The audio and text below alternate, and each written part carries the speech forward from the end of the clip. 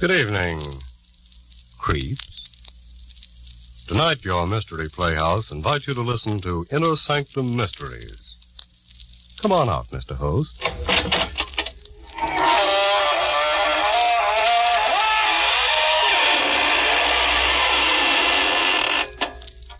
Good evening, friends of the Inner Sanctum. This is your host to welcome you through the squeaking door. Well, been shopping around for a nice case of murder? Of course you have. And you've come to the right place because the characters on this program simply kill themselves to keep you amused. Why, only the other day we were accused of making murder our business. But we wouldn't do that, friends. Oh, no. Because that would be mixing business with pleasure.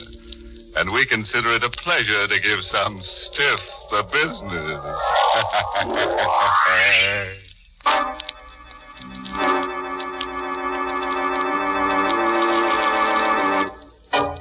And now, friends, tonight's story is a triangle tale concerning a man, a woman, and a murderer.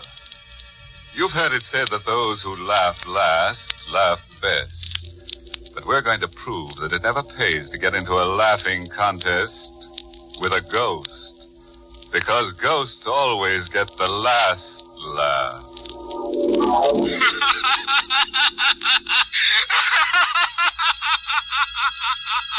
I know he's dead. His body's been in the grave for weeks. Yet, although I tell myself it's impossible, I can hear him laugh. That raucous, mocking sound haunts me. The same laughter I heard for the first time in the courtroom. He had never laughed during all the weeks of the trial. Never even smiled. This day, when he came before me for sentencing. John Spencer, you have been found guilty of murder in the first degree. You wish to make a statement before sentence is imposed? I killed Hicks. I'm willing to admit it now. But he was no good. He got just what he deserved. And everybody knows it. I'm not a killer. I never committed a crime before. And all I ask now is a chance. John Spencer, the jury took all that into consideration when it recommended life imprisonment. However, I have the power to ignore that recommendation. It is my firm conviction that to allow one man to take the law into his own hands is to encourage others to do likewise. I therefore override the recommendation of the jury and sentence you to be hung by the neck until dead. No. Judge, please. I've got a girl. We were going to be married. All I ask is to live so I can see her once in a while. Should have thought of that before you committed murder. It's easy for you to tell me what I should have done. But you won't always be on top. Maybe someday you'll be down here where I am. When that happens, I hope they throw the book at you just like you're doing to me. Bailiff, remove the prisoner. Won't I be laughing when that happens? Wherever I am, I'll be laughing fit to buzz.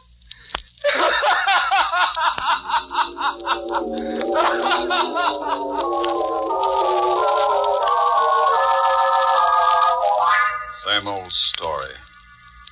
Prisoner pleads innocence or guilty with good cause. Asks mercy. When clemency is refused, condemned man curses judge and hopes that judge will someday find himself in a similar plight. Spencer's outburst failed to move me in the slightest. I'd heard it many times before. I went home to forget about the Spencer case.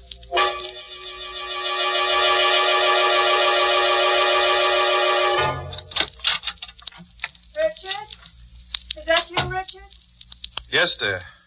I'll come in as soon as I've freshened up. Come right now. I've been waiting here all day. Surely it's not too much to ask to just... All right, Laura, I'm coming. Richard, I want you to meet my new nurse, Margaret Cummings. This is Judge Thornton, Miss Cummings. How do you do? Miss Cummings, haven't we met before? That's hardly likely. It's probably my face. It's so ordinary. On the contrary, Miss Cummings, I should say your face is rather unusual. Richard, suppose you stop that silly chatter about faces and talk to Miss Cummings about her duty. Very well. Come into my study, Miss Cummings. We can talk better there.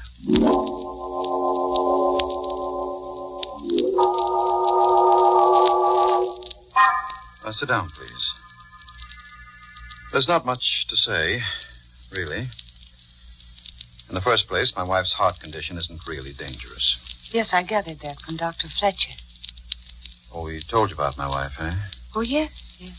You're a professional person, nurse, and I believe in frankness. It makes things easier.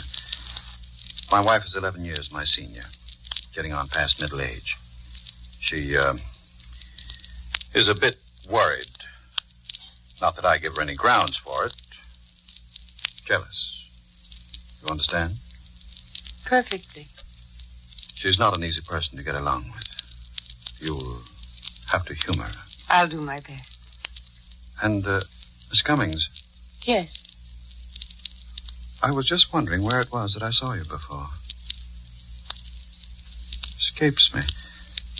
You know, Miss Cummings, your face is rather haunting.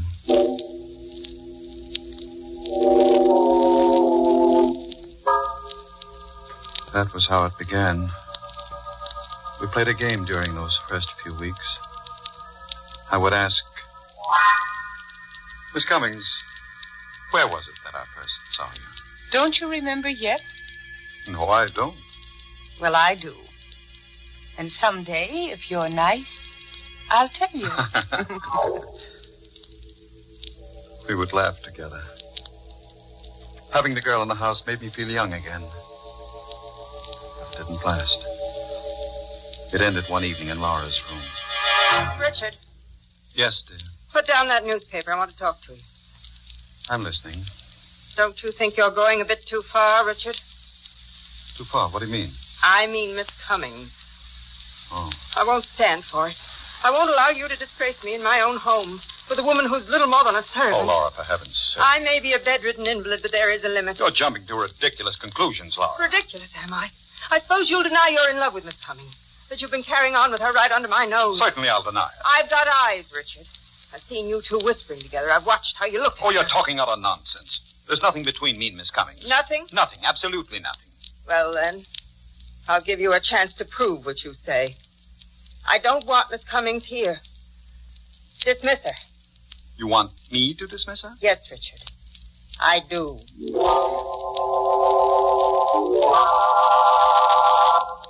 Miss Cummings, well, this is going to be rather unpleasant. You see my wife? Yes, I know. She wants me to leave. Yes. How did you know? I couldn't help overhearing the conversation. Well, then you also know why she wants you to leave. Yes. But you warned me when I first came here that she was jealous. It's been very pleasant having you here. Thank you. I'm going to miss you. Miss Cummings, could I have your home address? Of course. Why do you want it? I hope you won't think me presumptuous, but, well, perhaps we might be able to see each other. Would that be wise? No, it wouldn't be wise. But I might as well face it.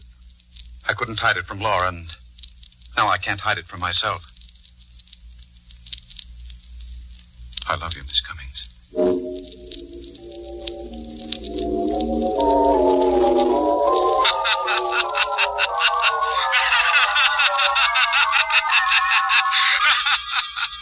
That night I heard Spencer's laugh for the first time since the day in the courtroom.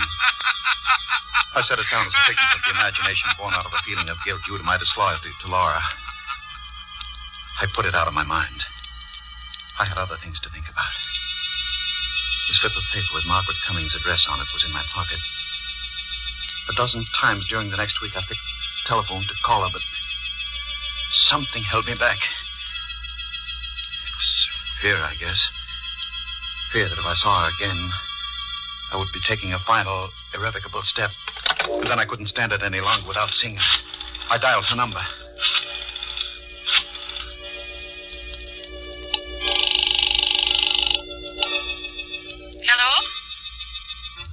Is that you, Margaret?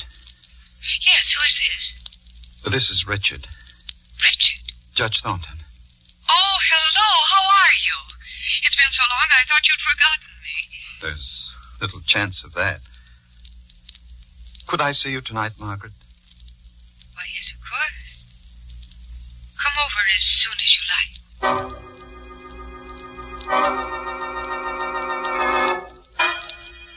I dressed carefully. Examining myself in the mirror, I saw a tall man, still on the right side of 50. Still trim in figure and distinguished in appearance. When I got to Margaret's apartment, my heart was beating fast, like a boy on his first date. Somehow, I don't know quite how it happened, she was in my arms. I was kissing her. Oh, Richard. My darling. Oh, no, we're being foolish. Sit down, darling. Here, beside me. Like this? That's perfect. Margaret, would you marry me? Mary, you can't be serious. I was never more in earnest in my life. Aren't you forgetting a little detail? No, I'm not forgetting about Laura. She has a weak heart. She may die. And if she does... I wouldn't count on it. Your wife takes very good care of herself. She may live to be 100. But if she should die, would you marry me? I don't know. It's not fair to ask me now. Not while your wife is still alive.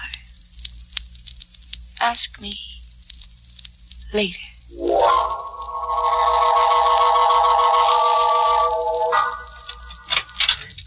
Oh, Richard. Did you have a pleasant evening at the club? I didn't go to the club, Laura. No. No. I lied to you. I spent the evening with Margaret Cummings. Richard. You were right. I'm in love with her.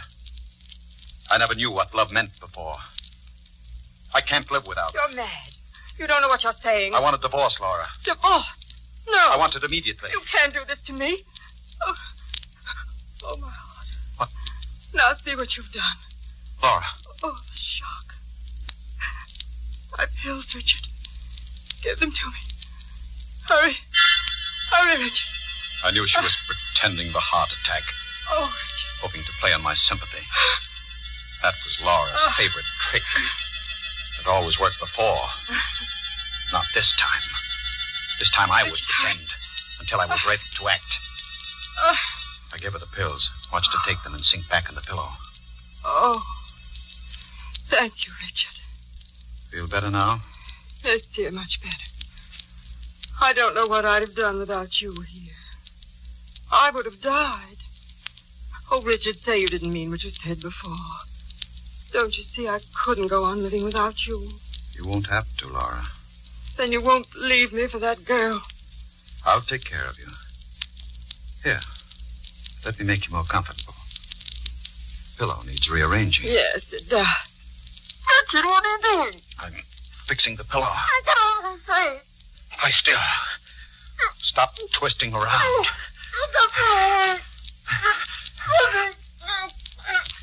This isn't much different from a heart attack.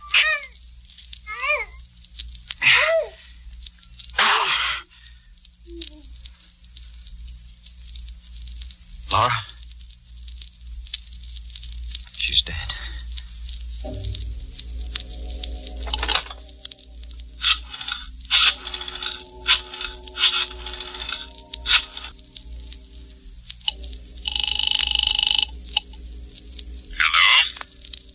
Dr. Fletcher? Yes? This is Judge Thornton. Please come quickly, Doctor. My wife has had a heart attack.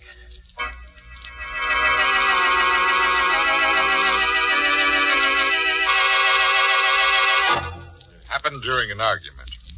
It was nothing important, Doctor. Just a domestic quarrel. And suddenly she had the attack.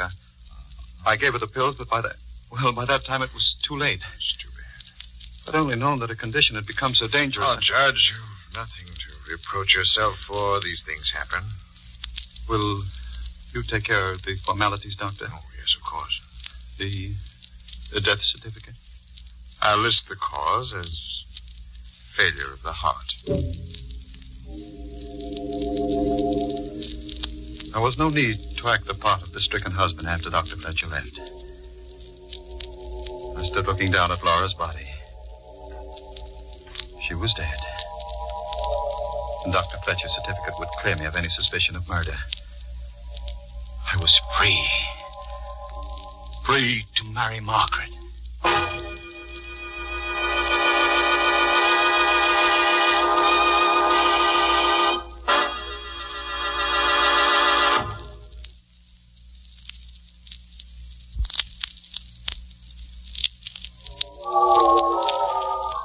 I walked to Margaret's apartment that night. The street was dark. Empty. I had the uncomfortable feeling that I was being watched. Followed. Then I heard footsteps behind me. I hurried my pace. The man behind me did likewise. Frightened as I was, I decided to stop and confront the follower. He came toward me. His face and figure shadowy in the dark. What do you want? Why are you following me? You ought to know, Judge Thornton. Who are you? Come closer so I can... Spencer. John Spencer. It can't be. You're dead. Dead, am I? Well, you ought to know, Judge.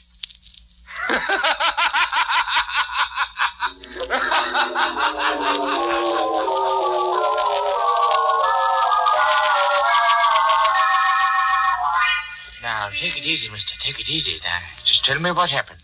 I was being followed, officer. So I turned around to see who it was. And did you see who it was? Yes. And that's why I fainted. The man following me was a dead man. It was, what's that? The man following me is dead. I know he's dead, officer. I ought to run you in. You're crazy.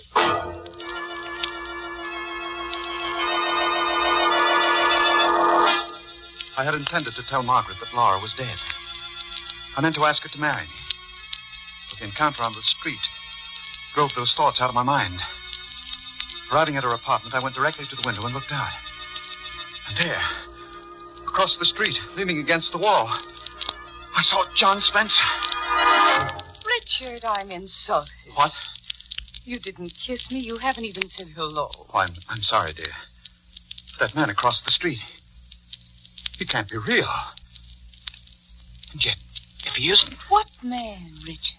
Don't you see him? No, there's no one across the street. He was there a moment ago. I turned my head to talk to you, and now he's gone. Darling, you're trembling. You must be sick. Don't look at me like that. Richard, what's the matter? I guess I am sick. I'd better go and have a talk with Dr. Fletcher.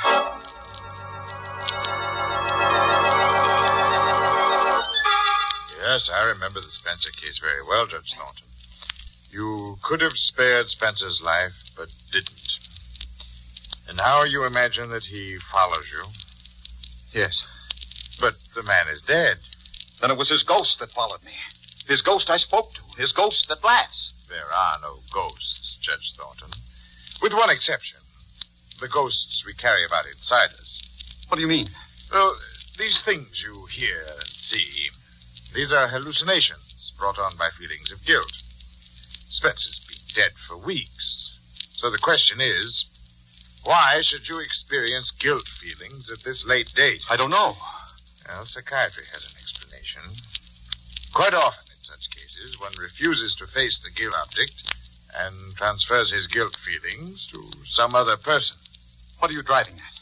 I'm suggesting that your guilt feelings are not caused by the Spencer incident. And I'm going to ask you a blunt question. Did you murder your wife? Why, of all the Now, idiotic... just a moment, Judge. Just a moment. I've been rather uneasy about the circumstances of Mrs. Thornton's death. But you yourself diagnosed it as a heart attack. I accepted what you told me that night. A superficial examination of the body did indicate such a conclusion, yes, but your wife's cardiac condition was mild. Now, your guilt feelings lead me to suspect... This murder talk is ridiculous. Were there any signs of struggle, any marks of violence? Of course not. Mrs. Thornton might have been suffocated. Oh, nonsense. Perhaps. At any rate, I intend to recommend to the coroner that an autopsy be performed. An autopsy? Yes, it would determine whether or not death was due to suffocation. You should have no objection if I am mistaken. You meddling fool. Judge Thornton, put down that paper. You were so clever. Stay away from me. No! I've gone too far now to stop at another.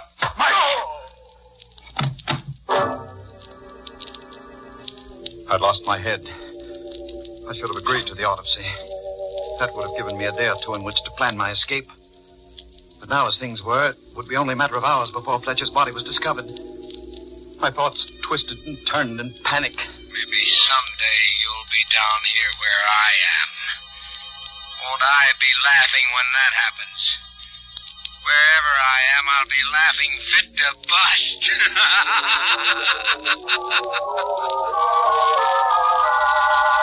I ran like a frightened child.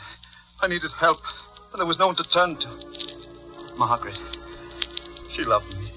She'd help me. I went to Margaret and told her what had happened. You killed your wife. For you. So we could be married. And then Dr. Fletcher. I had to kill her, Margaret. He was going to recommend an autopsy. Why did you come here? We've got to run away. We still have an hour or two. If we could charter a plane to Canada or Mexico. What makes you think I'd run away with you?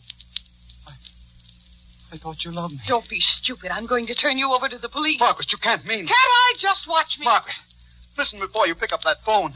Even if you don't love me, even if you won't go away with me, give me a chance. Have mercy. You make me laugh.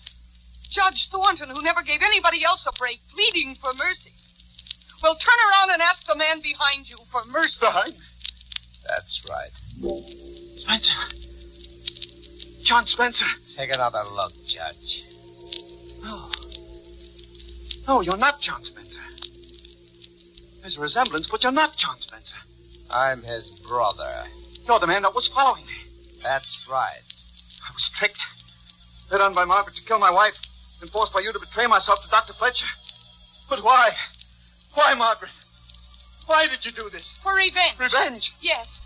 The first day I came to your house, you thought my face was familiar. Well, now I'll tell you where it was that you first saw me. It was in the courtroom at John Spencer's trial. Courtroom? Yes. Yes. Yes. Remember how he begged for mercy? He told you he had a girl, that he was engaged to be married, and you could have given him his life. But you sentenced him to his death. For you, the girl? Yes. Spencer.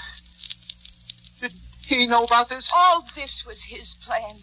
His revenge.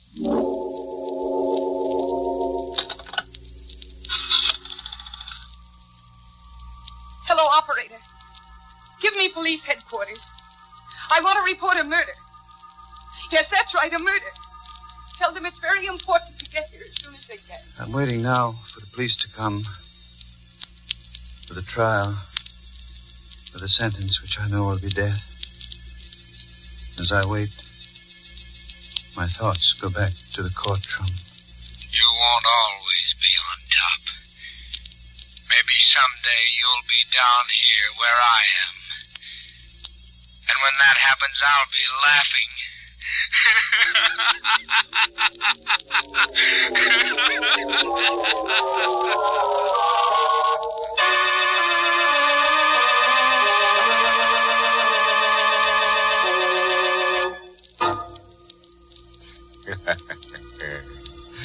Well, Judge Thornton certainly misjudged Margaret Cummings, which was a grave mistake. Why, he didn't have the ghost of a chance with her. She double-crossed him right into the graveyard. Oh, a word of caution. If you must commit a murder, be sure to select the proper weapon. I suggest a sharp-edged axe, because it provides you with a handy alibi.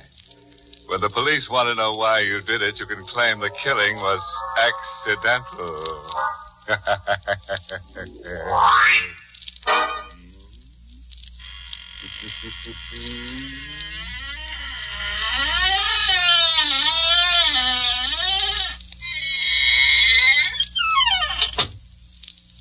Well, good night, and thank you, Poison Puss, for your Inner Sanctum story, tonight's performance in the Mystery Playhouse. Until next time, creep. Good night. Sleep tight.